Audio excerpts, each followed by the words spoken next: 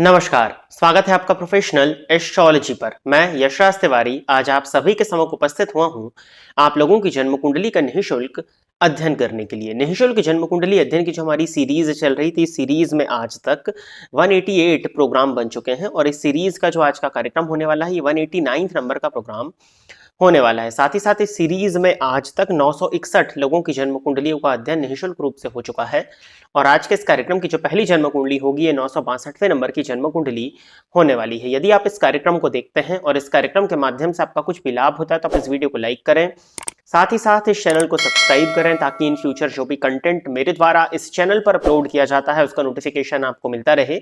यदि इस कार्यक्रम के माध्यम से आपका कुछ भी लाभ होता है तो आप इस वीडियो को ज्यादा से ज्यादा लोगों के साथ में शेयर करें ताकि और भी लोगों का लाभ हो और उसका माध्यम आप सभी दर्शक बने। यदि आप भी अपनी जन्म कुंडली को इस कार्यक्रम में सम्मिलित कराना चाहते हैं तो आप अपनी बर्थ डिटेल्स, जैसे कि आप अपना नाम, अपने जन्म की तिथि, अपने जन्म का समय और अपने जन्म का स्थान, ये चारों ही चीजें किसी भी एक स्पेसिफिक प्रश्न के साथ में इसी वीडियो के कमेंट सेक्शन में दे दीजिए। आपकी डिटेल्स को देने के 2 से ढाई महीने के बाद में आपकी जन्म कुंडली का अध्ययन मेरे द्वारा ठीक इसी प्रकार से यूट्यूब पर वीडियो बना करके निःशुल्क रूप से किया जाएगा। यदि आप जानना चाहते हैं कि आपका ये मंथ कैसा होने वाला है, आपका आने वाला नया वर्ष 2025 कैसा होने जा रहा है, तो हमारे इस चैनल पर प्रत्येक लग्न एवं प्रत्येक राशि के जातकों के आधार पर उनके पूरे आने वाले वर्ष का हाल तैयार किया गया है। साथ ही साथ क्या उपाय उन्हें करना चाहिए जिससे वो आने वाले वर्ष को बेहतर बना सकें, इस विषय में भी चर्चा हमारे वीडियोज में की जा चुकी है। उन सभी वीडियोज को एक प्लेलिस्ट में एकत्रित करके इस चैनल पर रखा जा चुका है। साथ ही साथ उस प्लेलिस्ट का लिंक इस वीडियो के डिस्क्रिप्शन बॉक्स में भी दिया हुआ है। आप इस कार्यक्रम को देखने के बाद में उस प्लेलिस्ट को अवश्य ही चेक कर लीजिएगा। हो सकता है कि आज के दिन आपको उस प्लेलिस्ट में आपकी राशि या लग्न ना मिले, बट उस प्लेलिस्ट में 1 बाय 1 करके प्रत्येक लग्न एवं प्रत्येक राशि के जातकों का राशिफल ऐड कर दिया जाएगा। तो आप अवश्य ही इस चैनल की उस प्लेलिस्ट के साथ में जुड़ जाइए और अपने लग्न एवं अपने राशि का बृहत राशिफल आप जान सकते हैं। साथ ही साथ उस राशिफल की एक्यूरेसी की गारंटी भी मैं आपको दे सकता हूं कि उस राशिफल की एक्यूरेसी जब 2025 एंड होगा तो आप अपनी तरफ से देंगे कि हाँ, जो उस राशिफल में चीजें बताई गई हैं वो आपके जीवन काल में घटित हो रही हैं। इसके साथ ही साथ वो दर्शक जो जन्म कुंडली का अध्ययन करना सीखना चाहते हैं, वो मेरे साथ साथ जिन जन्म कुंडलियों को मैं आज के कार्यक्रम में देखने वाला हूं अपने सॉफ्टवेयर में प्रिपेयर करते चलें। साथ ही साथ किस तरह से उन कुंडलियों का विश्लेषण किया जाता है, इसको भी वो उन कुंडली के आधार पर मिला सकते हैं। अब हम बिना विलंब किए अपने आज के इस कार्यक्रम की शुरुआत करते हैं और आज के इस कार्यक्रम की जो पहली जन्म कुंडली है ये निधि सिंघल जी की है। तो निधि सिंघल जी, आप तैयार रहें, आपकी जन्म कुंडली मैं ले रहा हूं। डेट ऑफ बर्थ इन्होंने दिया हुआ है 3 अक्टूबर 1989 और जन्म का समय बताया हुआ है 8:43 AM और जन्म स्थान है इनका चेन्नई।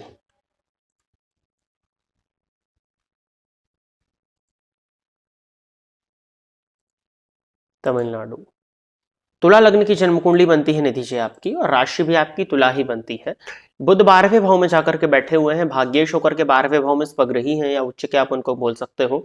उच्च राशि में वक्री हुए हैं, कहीं ना कहीं ज्योतिष शास्त्र कहता है कि नीच के समान फल देते हैं और बुध की ही महादशा आपको वर्तमान समय में चल रही है।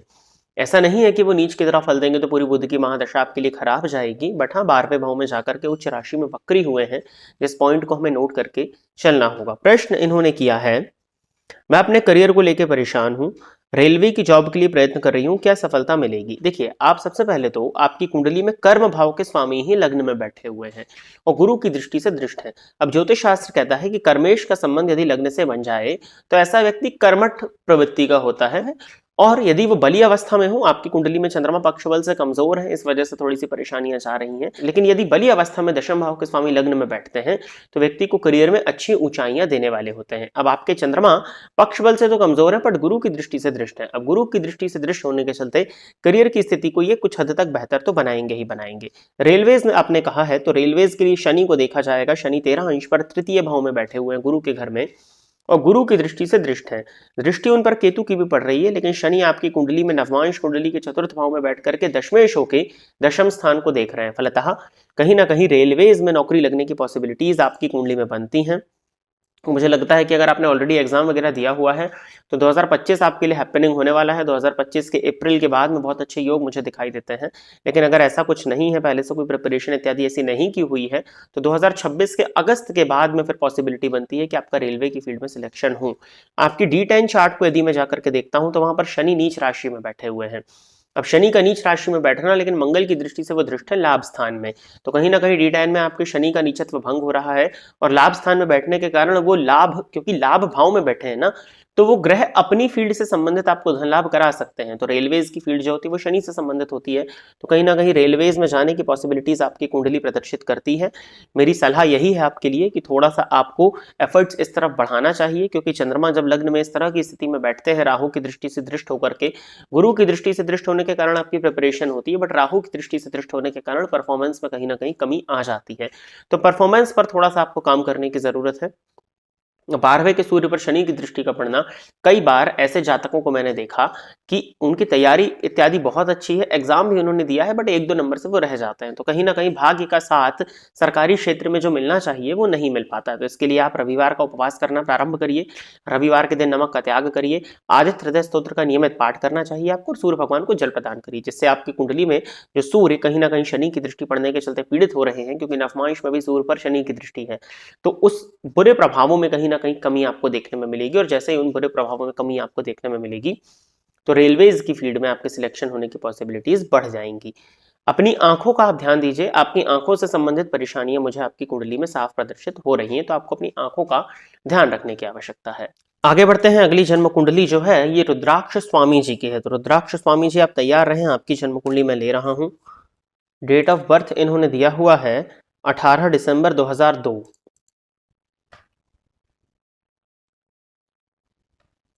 और जन्म का समय बताया हुआ है इन्होंने 6:15 AM, सुबह के 6:15 हैं, नंदेद महाराष्ट्र।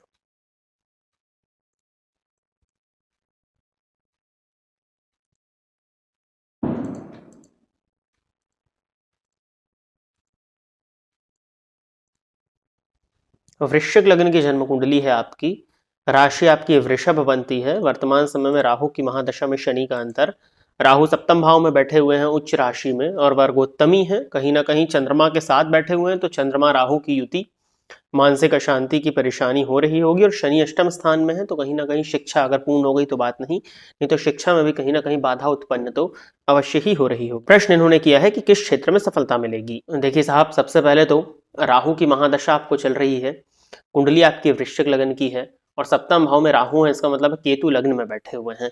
अब वृश्चिक लग्न में केतु यदि लग्नगत हो तो कहीं ना कहीं वो उच्च राशि में माने जाएंगे। अब उच्च राशि में माने जाएंगे तो आध्यात्मिक पॉइंट ऑफ व्यू से केतु का लग्न में उच्च राशि में बैठना तो अच्छा है, बट कहीं ना कहीं कंफ्यूजन की स्थिति को निर्मित करके रखेगा।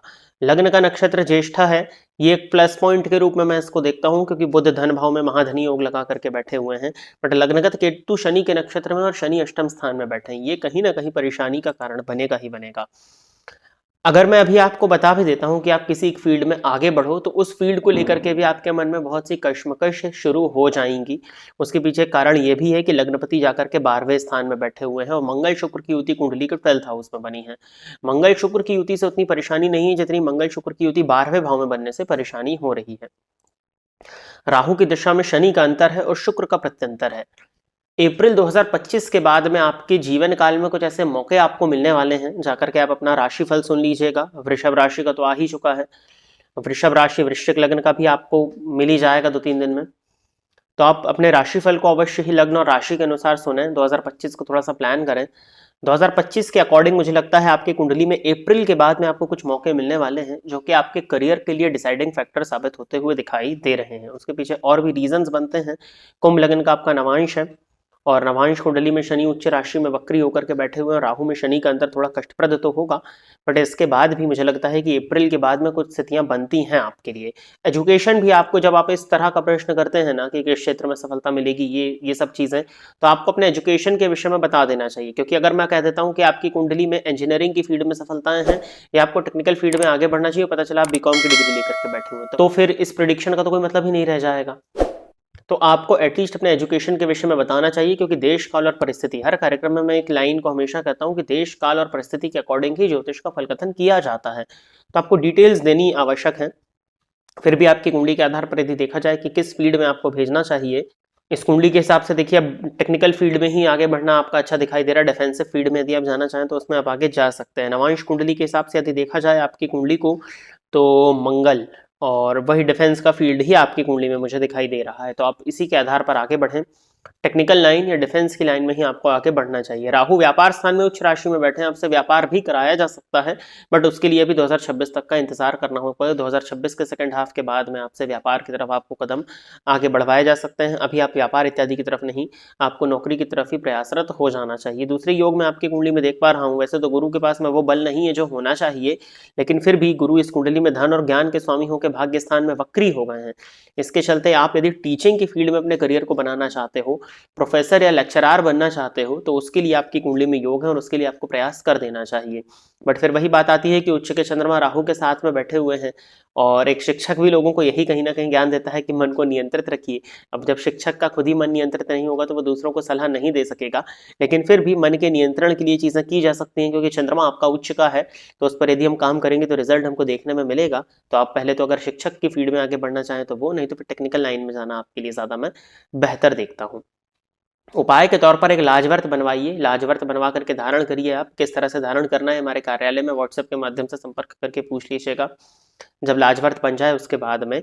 और दूसरी चीज, आपको उपाय के तौर पर जो मुख्य उपाय करना है वो गणेश जी की आराधना ज्यादा से ज्यादा करनी है। तो गणेश जी का मंत्र ओम गंग गणपतये नमः नित्य 7 माला इस मंत्र का जाप करना प्रारंभ करिए।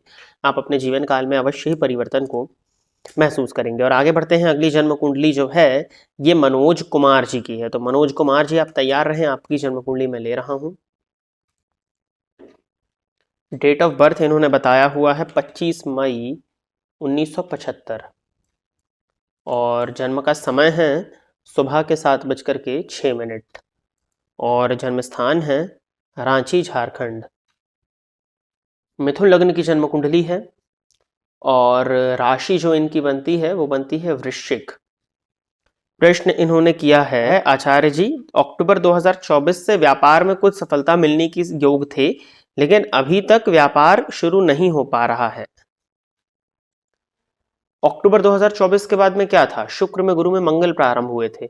जी बिल्कुल, शुक्र में गुरु में मंगल, मंगल आपकी कुंडली के दशम स्थान में बैठे हुए हैं जाकर के, तो लाभेश का दशम स्थान में जाना कहीं ना कहीं कामधेनु योग है। और शुक्र की महादशा में गुरु का अंतर आपको चल रहा है, और शुक्र की महादशा में गुरु का अंतर यदि आप देखें तो शुक्र बैठे हैं पुनर्वसु नक्षत्र में और गुरु बैठे हैं रेवती नक्षत्र में। तो पुनर्वसु से रेवती का जो संबंध बनता है वो कहीं ना कहीं विपत्ति तारा आता है, तो विपत्ति की स्थितियां यहाँ पर निर्मित हो रही हैं।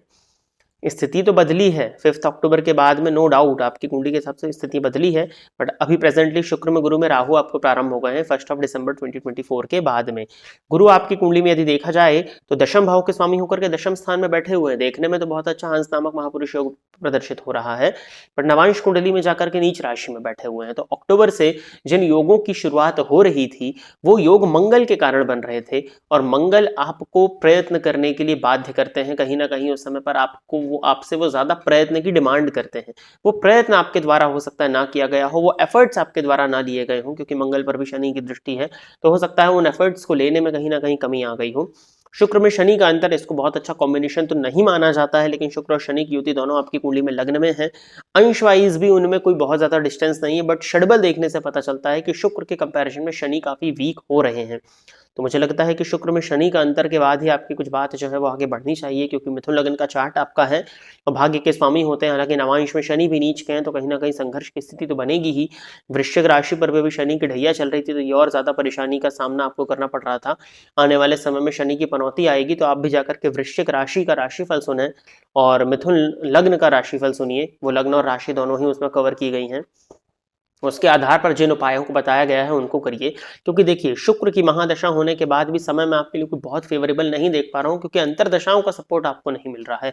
गुरु के कंपैरिजन में मैं कह सकता हूं कि शनि थोड़े से बेटर होंगे, बट उसके लिए भी नवांश में, क्योंकि वो नीच राशि में बैठे हैं। तारा के अकॉर्डिंग मुझे स्थितियां थोड़ी सी बेटर समझ में आती हैं, तो अप्रैल के बाद में स्थितियों में सुधार फिर भी दिखाई देता है।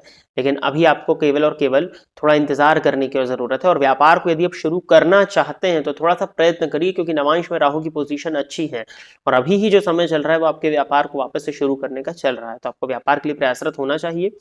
उपाय के तौर पर सिर्फ आप देवी आराधना करिए, सिद्ध कुंजिका स्तोत्र का यदि पाठ कर सके तो वो, नहीं तो दुर्गा चालीसा का नित्य आपको एक बार पाठ अवश्य ही कर लेना चाहिए। तो प्रिय दर्शकों, इतनी ही जन्म कुंडलियों का आज के इस कार्यक्रम में सम्मिलित किया गया था और इतनी ही जन्म कुंडलियों का अध्ययन करने के लिए आज मैं आप सभी के सम्मुख उपस्थित हुआ था। आशा करता हूं कि जितने भी लोगों की जन्म कुंडलियों का अध्ययन मेरे द्वारा इस निःशुल्क जन्म कुंडली अध्ययन के कार्यक्रम के माध्यम से किया गया, वो सभी लोग संतुष्ट होंगे। यदि आप इस कार्यक्रम को देखते हैं और इस कार्यक्रम के माध्यम से आपका कुछ भी लाभ होता है तो आप इस वीडियो को लाइक करें, साथ ही साथ इस चैनल को सब्सक्राइब करें ताकि इन फ्यूचर जो भी कंटेंट मेरे द्वारा इस चैनल पर अपलोड किया जाता है उसका नोटिफिकेशन आपको मिलता रहे। यदि इस कार्यक्रम के माध्यम से आपका कुछ भी लाभ होता है तो आप इस वीडियो को ज्यादा से ज्यादा लोगों के साथ में शेयर करें ताकि और भी लोगों का लाभ हो और उसका माध्यम आप सभी दर्शक बन सके। यदि आप भी अपनी जन्म कुंडली को इस कार्यक्रम में सम्मिलित कराना चाहते हैं तो आप अपनी बर्थ डिटेल्स, जैसे कि आप अपना नाम, अपने जन्म की तिथि, अपने जन्म का समय और अपने जन्म का स्थान, ये चारों ही चीजें किसी भी एक स्पेसिफिक प्रश्न के साथ में इसी वीडियो के कमेंट सेक्शन में दे दीजिए। आज के इस कार्यक्रम में बस इतना ही रखते हैं। नमस्कार।